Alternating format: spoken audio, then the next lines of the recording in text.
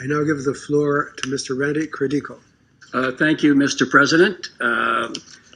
I do have a speech that I wrote here, but I have some eye issues with stigmas and spots, so I'm going to have to do what I've done for 50 years as a public speaker, and that is kind of extemporize and make it shorter, and I can speak from the heart. And thank everybody on this distinguished council for giving me this opportunity to share my thoughts and my experience as it relates to the ongoing conflict in Ukraine and the escalation and the potential of more arms going into Ukraine from the U.S. government, which I strongly oppose. This morning I saw a lot of women in Kiev, mothers of conscripted Ukrainians on the street. I haven't seen this before, asking for demobilization. So that is picking up in Ukraine, and I think it's going to continue. So I do want to say that, first of all, before I introduce myself, that I feel very safe and secure in this body, inside this building. But once I've left this building, I will not feel so safe and secure. I will be in a state of panic, as I have been for 5 months, ever since my name was placed on the Ukrainian assassination list. There it is, Marit Vorit's assassination list, which was added back in April after I returned to a trip to Donbass and to Moscow. I'm not the only person. I take it, by the way, I take it very seriously, this list. If you read the Washington Post this week, there's a story that documents 22 people on this list who have, as the list server says, been liquidated. There are a lot of people on this list: Ray McGovern, who spoke here, Roger Waters, who spoke here, and Faina Sarankova, who you may have seen a couple of weeks ago with a video. She's a 14-year-old that lives in Ludansk. And that poor woman came here and she spoke against the escalation because so many of her friends had been killed and disappeared where she lives. And she writes fairy tales, and she's 14 years old. And it's not just her. There are hundreds of individuals of her age or younger that are on this list. I mean, how low can you sink? I hope somebody is listening in Washington. You have the clout to put an end to this list. Okay, my name is Randy Credico, and people are probably wondering what gives him the right to be here. What kind of credentials does Randy Credico have? Well, I'll tell you who I am. I'm Randy Credico. I am, for many years, since I was 19, which is 50 years ago, a political satirist, a voice impressionist, a comedian. I did that. I appeared on a lot of television shows. I even appeared at the Smithsonian, a lot of nightclubs in Las Vegas and everywhere. I'm also a civil rights activist. For 15 years, I was the director of the prestigious William Moses Kunstler Fund for Racial Justice, where I received 2 awards, including actually 4 awards, 2 awards that I received from the heroic, saintly Madres de Plaza de Mayo de Argentina, Linea Fundadora. I am also the host of Live on the Fly on WBAI Radio and Progressive Radio Network. WBAI is part of the Pacific Network, and it reaches the entire tri-state community and area, and all the way up to Kingston, New York. It's a unique station, WBAI. WBAI is a free speech radio station, been around for 60 years. It takes no money, absolutely no money from hedge funds, no money from corporations, and no money from the government. It's completely listener supported, which makes it unique. It gives us a lot of freedom at that station, a lot of latitude to speak the truth. Right now, I'm supposed to be, I have a show that started at 3 at WBAI to 5, but I'm not there, I'm here. However, they are broadcasting the show right now, simulcasting, not the show, but this proceeding all the way through. all the way through. They're going to run it for the next hour and a half, no matter how long it lasts. And you're going to hear not just me, but you're going to hear from the Ukrainian ambassador. You're going to hear from everybody here will be heard, because we do not engage in censorship at WBAI, which is a stark contrast to what you hear in the mainstream or see in the mainstream media. You see, since February 24, 2022, you've seen nothing but anti-Russian disinformation, anti-Russian distortions, Russia Russophobia, and anti-Russian mass hatred through the lens of these corporate media outlets. And it's gotten so bad. This is how bad that it has gotten. The hysteria is that recently a presentation of Shostakovich's Seventh Symphony, the Leningrad Symphony, was canceled at Lincoln Center. Can you imagine that? In New York City, they canceled it. Lincoln Center. Well, for the last year and a half, from February 24th, I decided this year, after a year of seeing the same stuff, the same Russophobia on television, and their slanted view. It was almost like they were echo chamber, the mainstream media, of the narrative being pumped out of Washington from the Pentagon and from the CIA and from the White House and State Department. So I decided that I was going to go and find out for myself what was going on. I went to the station manager and the program director, Linda, and said, can I go over there and report for WBAI and get my own view? Because there were no Western reporters in Donbass. I wanted to go to Donbass and find out what was going on. Nobody was there. They were all in Kiev. And she said, yeah, here you go. So I went. After 2 days, I'm not reading this. After 2 days on my way to Russia, I spent 2 days in Dubai, at the UAE capital. It was a lovely experience there. Wonderful people and a beautiful city and very hospitable, and great food at a place called Gal, where I ate. A place called Gal, because I thought it was going to be my last meal. I really did. I said, it's going to be my last. I really thought I was going to die when I was over there, and I thought it was going to be my last good meal, because once in Russia, from all that I've heard in the mainstream media was gloom and doom, that the Russian economy was dead. There was going to be long bread lines, and there was going to be soup kitchens and all of that because of the economic sanctions imposed on them by the EU, UK, and US. So I got there on April 2nd, and I stayed 5 days in Moscow. And while I was in Moscow, I did not see any signs whatsoever of economic decay. It was just the opposite. The stores, the shelves were full.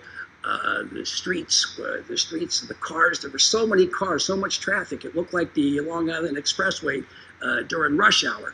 That's how crowded it was. The malls were full, the restaurants were full, the bars were 3 deep. So I said, I don't see anything here, and so now I'm going to go to Donbass. So I hooked up with a couple of journalists, French journalists, and a Russian half journalist and translator. And we went on to Donbass. But before we went, I had to take a day of a crash course in first aid. And which was very scary, because the first thing they teach you is be careful when you get to Donbass. Be careful in Mariupol and in Donetsk. Be careful. Do not walk on the grass. Do not walk on the grass, because the grass was inundated with what are called petal mines and butterfly mines which are totally banned. And a lot of people, I had read about it prior to my visit, had been maimed. Children had been maimed. The 15-year-old kid had been killed. And so that was the first thing, the petal mines.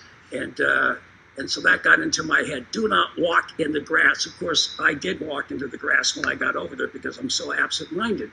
They also taught us how to put a tourniquet on if somebody lost a leg, and where to put the elbow and where to put the knee and not cut off the circulation.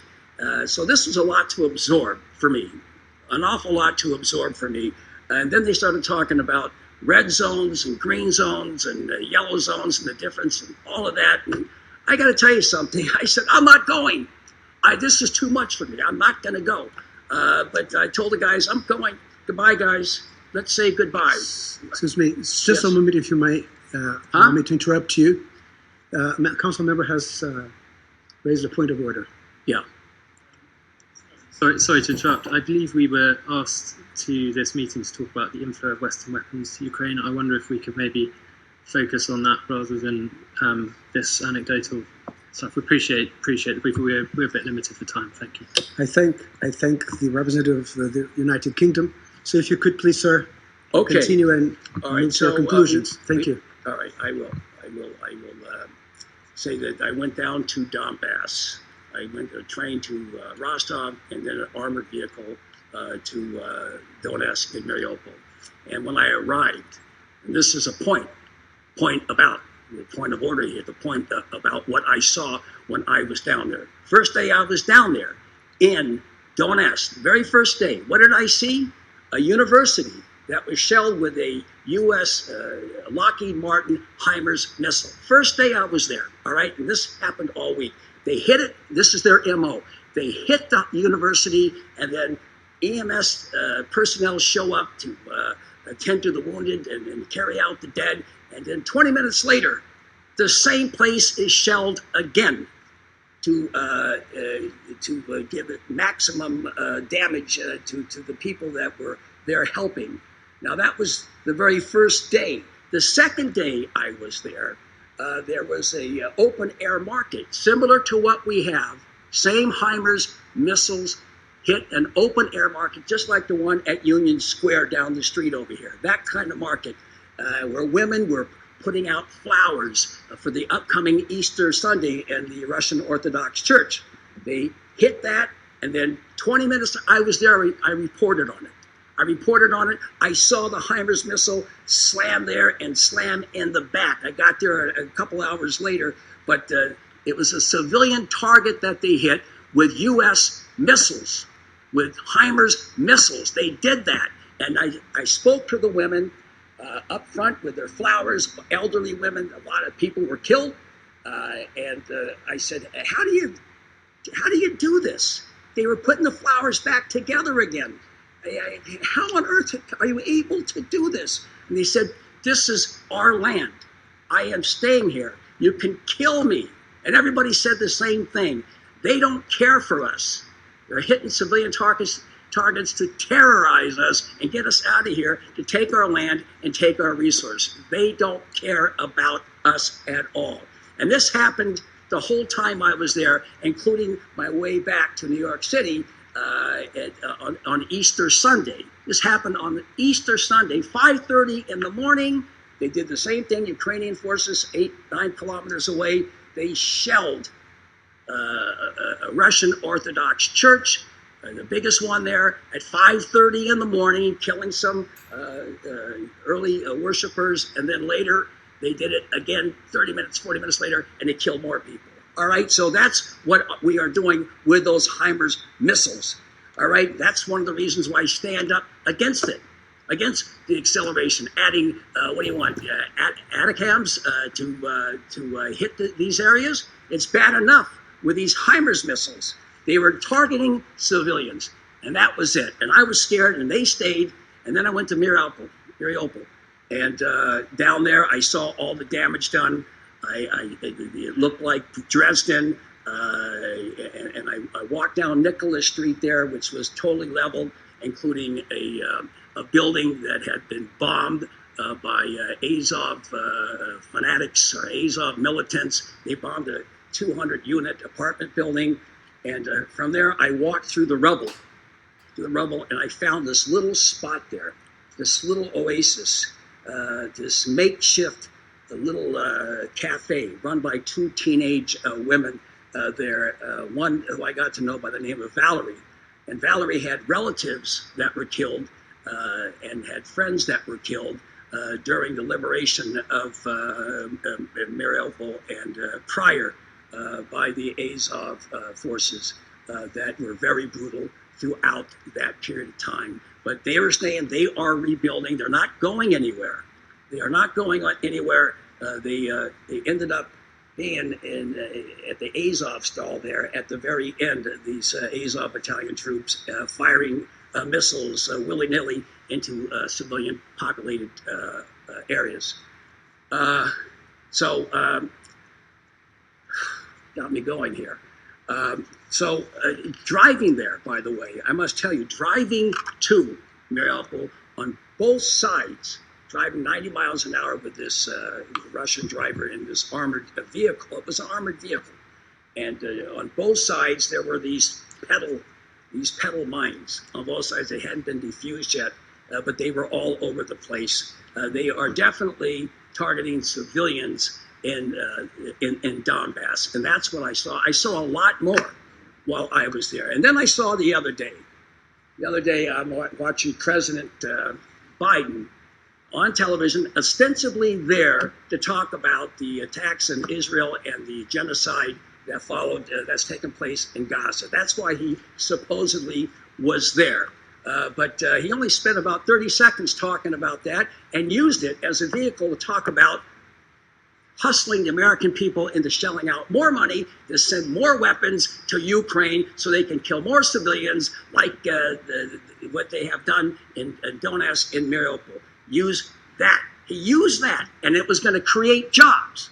Well, what kind of jobs, Mr. President, are we creating here with the money you're asking us to give to you? What kind of jobs are they? We're going to create a lot of jobs there. Well, what kind of jobs? What kind of products are they? Oh, yeah, the toasters? How does it benefit us? Do we have incubators? Do we have sneakers? Do we have Coleman stoves?